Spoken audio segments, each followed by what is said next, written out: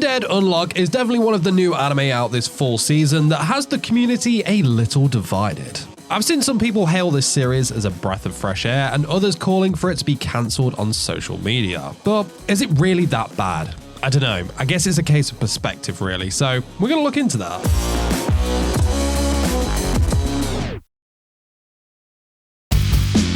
Now, at the time of recording this, episode 1 of Undead Unluck has aired, and to be honest, I'm definitely a fan of this one. I think it's an anime that stands out for having a really cool premise, has characters that I really vibe with, it's clean animation-wise, and yeah, I could see the moments in which some would have had a problem with it. So let's start off with the premise, as honestly, I think this is pretty rad, and I'm excited to see how this develops over the course of the fall season. Undead Unluck is about Fuko. When we first met her, she's standing on a railway bridge ready to end her life after finishing her favorite manga. A bit extreme, but we quickly learn that she has this supernatural ability that brings severe misfortune to those who make any physical contact with her. Like, anyone who touches her suffers bad luck and misfortune, and the longer that contact is made with her, the more brutal their unluck will be. This has had a huge impact on her life, as you can imagine. Not only do we think about the fact that she can't really have any real relationships with anyone, as physically touching them will result in their untimely death, but we also find out that 10 years ago her powers caused the death of her own parents.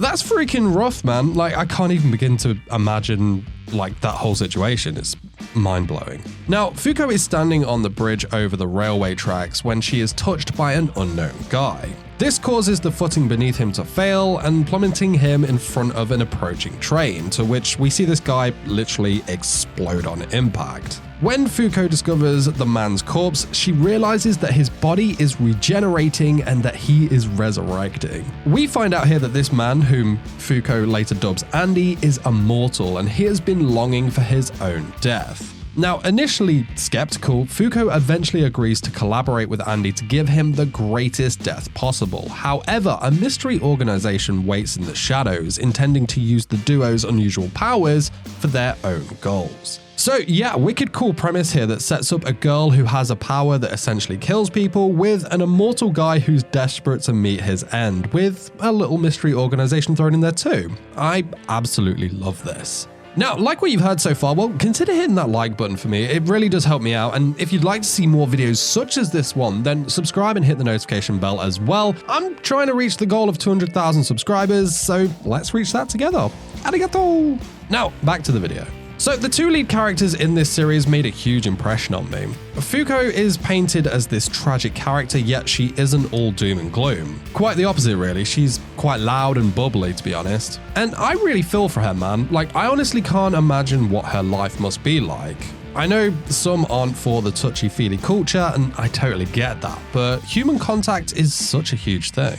Imagine not being able to reach out to those near and dear to you, to not be able to hug them or hold their hand. Humans, we're literally all weak creatures that depend on those around us to build connections with in order to help and guide us forward. And for Fuko, of course, we got that quite haunting and dark opening to the first episode, which led to that plane explosion that Fuko's parents were on.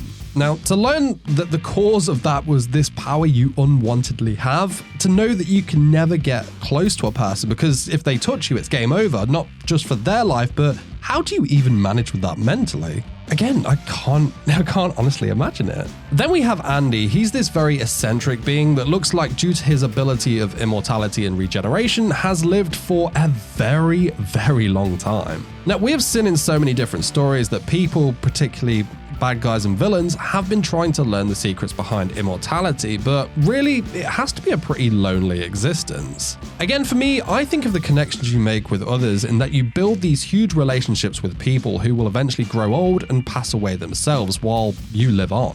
Yes, you make new connections with others, but how many times do you put yourself through that before you start to lose your own mind? That's my take anyway, and I'm sure we'll learn more of Andy's feelings on the whole situation as we move further through the story.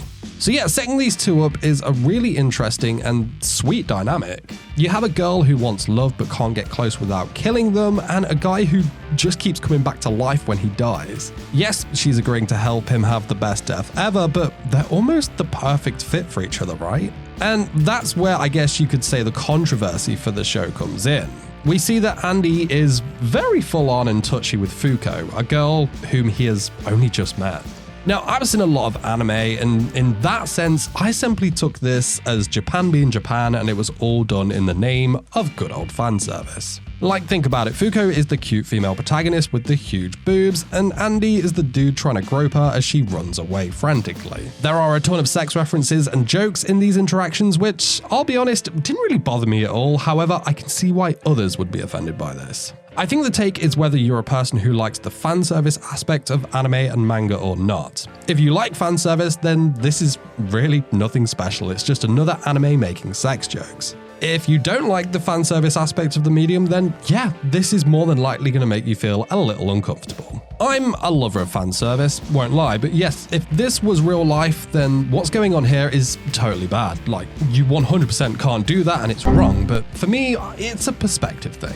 You know, the perspective of, I know this is anime being anime and that it's not a depiction of real life, and if it was, then I think I'd be more bothered about witnessing the supernatural blood and regeneration powers of Andy, to be fair. That would be terrifying, and it would scare the living shit out of me, to be honest. I will say that I have heard from the manga fans of Undead Unluck that this aspect of it is really just at the beginning of the story, and that the touchy-feely thing, it dies off real quick. Not only that, but this story gets really good with many a shocking and surprising twist and turn that you really shouldn't miss out on because of these early antics between Andy and Fuko. I think that's definitely advice worth listening to because based on that first episode, I saw a story that has a lot of potential to it. I really loved the premise and the dynamic between Andy and Fuko. The comedy aspects were, for me, totally on point, and you can see that there is huge potential for emotional development in both characters and the story as it progresses. You add in that mystery organization as well and what they're all about, and